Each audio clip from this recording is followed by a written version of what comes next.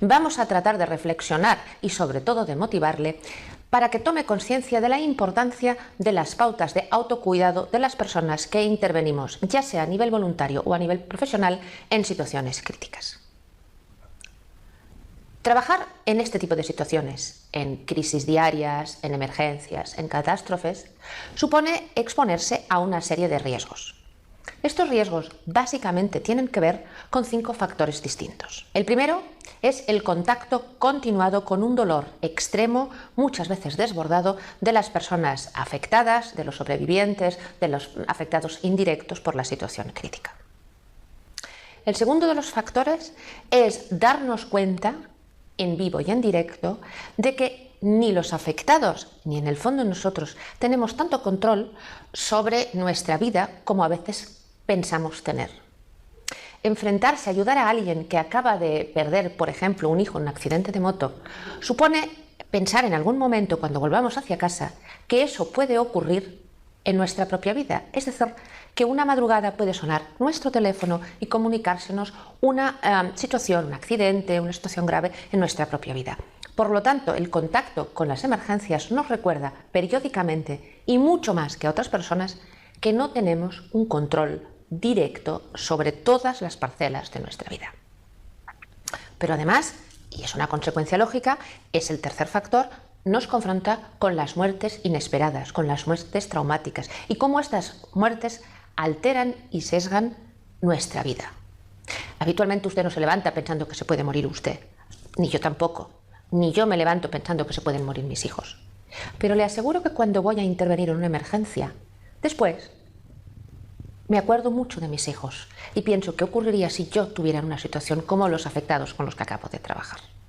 Eso produce un desgaste, eso produce estrés.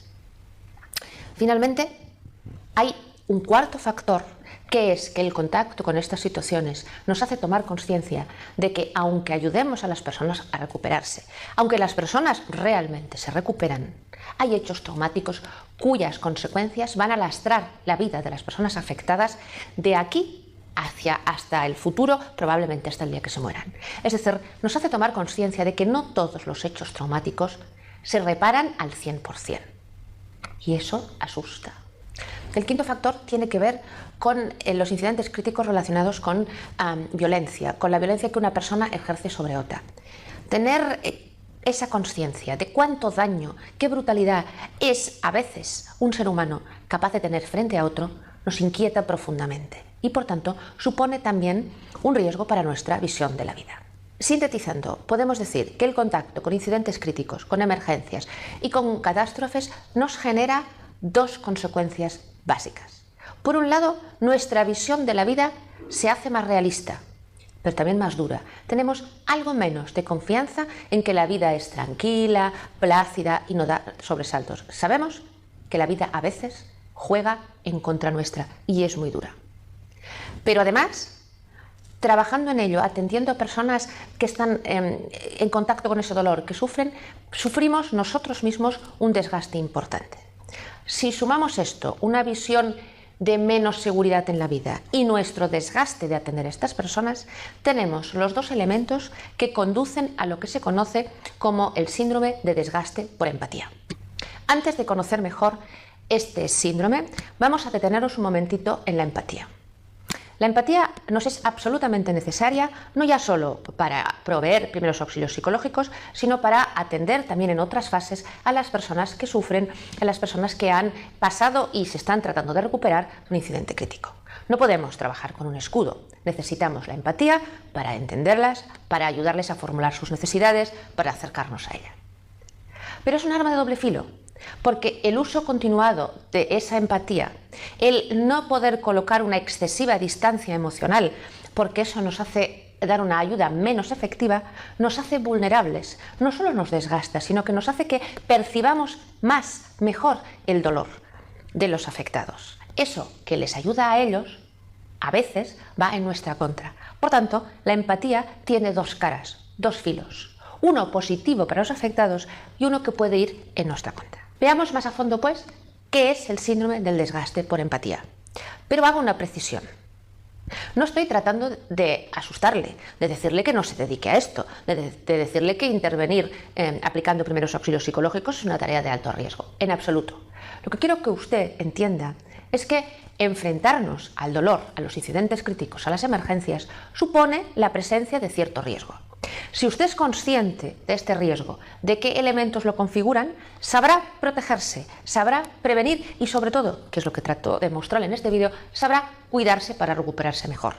Por lo tanto, la conciencia de riesgo aquí es para motivarle a cuidarse, para nada más. Vamos a conocer mejor el síndrome de desgaste por empatía. Los estudios internacionales demuestran que está compuesto por tres elementos, como si dijéramos tres mochilas, tres cajones de cosas que se acumulan. Por un lado, experiencias traumáticas previas no resueltas, previas a dedicarnos al ámbito de las emergencias o los incidentes críticos. Esto es algo que compartimos la mayoría de nosotros. Muchos hemos vivido una situación difícil, traumática, no supimos qué hacer y nos prometimos que la próxima vez que eso ocurriera íbamos a tener herramientas para ayudar a otros. Este estrés traumático previo es el primero de los elementos. En los casos óptimos es importante resolver eso antes de dedicarse a la atención voluntaria o profesional a las emergencias.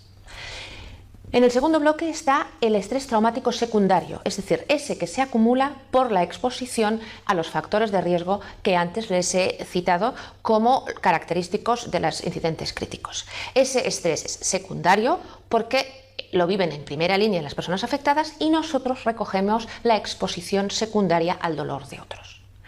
Y el tercer bloque tiene que ver con el desgaste continuado, con la acumulación, con el cansancio y agotamiento por enfrentarnos a estos dos estrés anteriores. Es decir, por llevar, si es el caso, algún estrés traumático previo, por afrontar estrés secundario y por agotarnos haciéndolo.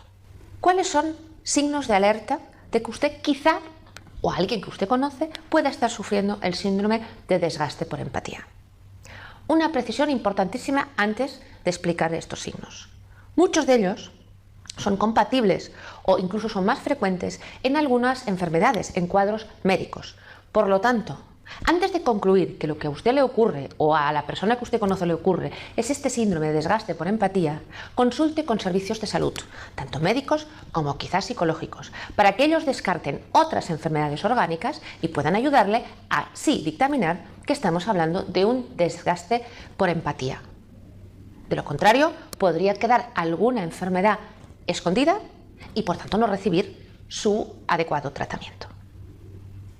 Entre los síntomas los signos de alerta del desgaste de empatía tenemos un grupo, son básicamente físicos. Fatiga, dolores musculares, molestias gastrointestinales, dificultades para dormir, cambios en los hábitos alimentarios. Es un grupo de síntomas que expresa un cierto malestar, pero lo hace a nivel físico. Tenemos los equivalentes a nivel psicológico.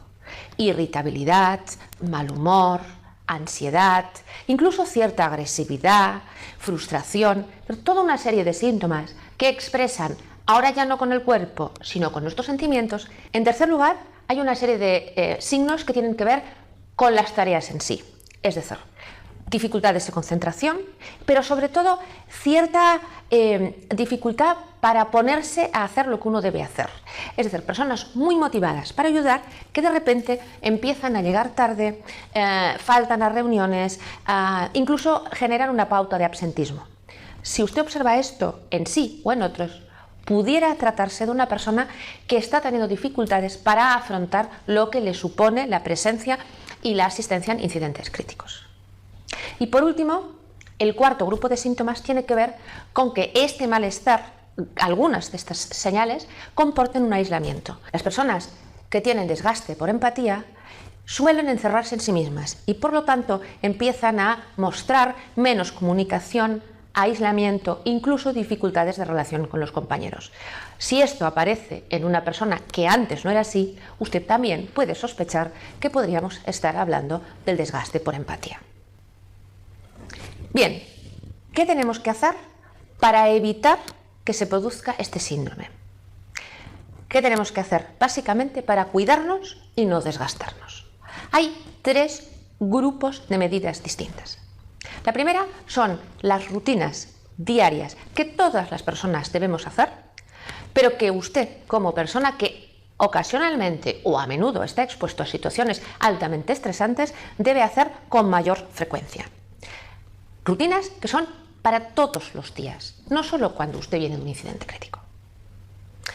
El segundo bloque sí son, entonces, algunas técnicas y algunos recursos que usted utilizará a la vuelta de un incidente crítico.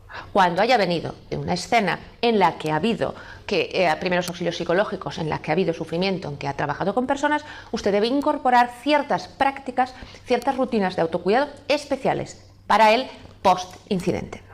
Y finalmente hay un tercer grupo de técnicas que explicaremos en otros vídeos y que tienen que ver con una intervención grupal para ayudarle a usted y a sus compañeros que han estado interviniendo a recuperarse y a no generar secuelas, que son unas técnicas especialmente estudiadas para este fin.